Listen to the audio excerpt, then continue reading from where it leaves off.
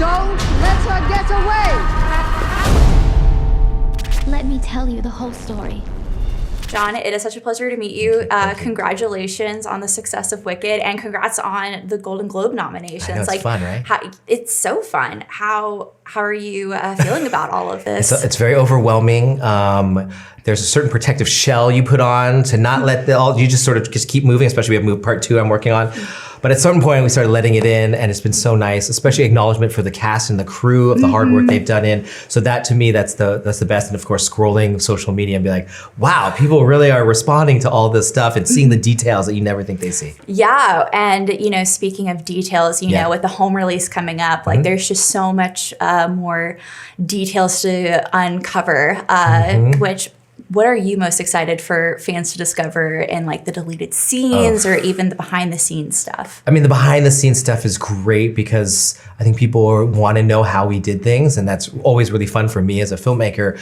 But the deleted scenes, those were hard to cut. I mean, every single scene, whether it's in the forest with Fierro or some of the stuff with Bach and Elphaba, which no one's seen, and those things are they're our babies too, and there's certain moments where you're like, oh, no one's ever going to see that, and then when people respond to the movie the way that they all want to see it, then we get to sneak that in, and so I'm excited to show more of what people expect from these characters and what they don't expect, because I think the work is extraordinary from them. So yeah, well, okay, be honest. If you could have kept one deleted scene, which one were you advocating to keep in as much as possible? Well, oh gosh, you're gonna get me in trouble, you see, because all the actors want all those scenes in. I'm not sure they've even seen all those scenes.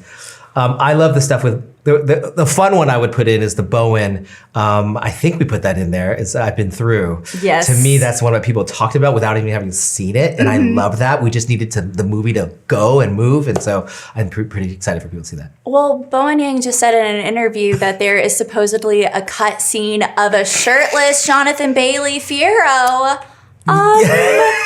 Yes, there is. I will confirm. And he looks great, and Bach looks great, and it's really funny and hilarious and fun. It just didn't fit the tone of our movie at a certain point. But maybe eventually someone will see that. Yeah. Maybe we'll sneak that into the home video just in time. Oh yeah, you should. And you mentioned part 2.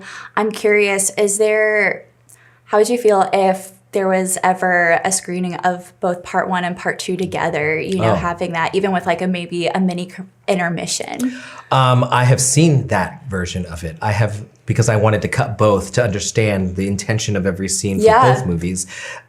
And it's pretty special. So I can't wait for people to experience that one day, but one step at a time. But I would love for people to go through that experience. I mean, I personally was ready to do that opening night for Wicked. And you mentioned you're working on Wicked Part 2. Where are you at in the editing process? Well, we are refining things right now. I cut it about a year ago just to know the lay of the land, but I put it to the side because I really need to focus on movie 1 and really refine that. So I just opened it up again, and so we're getting in there again, and effects are not done, things are not, I got to get in there. So but it's very special. It's very special. I mean, there's so much that happens in part 2, and it matters just as much as part 1. If you know, you know. Yeah, sure. Which I'm so excited for everyone to know. But for you right now with the editing process, do you foresee part 2 being a similar length to part 1?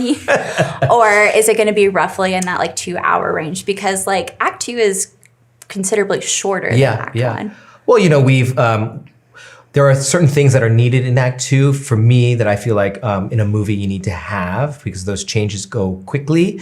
So I think there'll be things that when they see the movie, we'll take care of them. Yeah. Put it that way.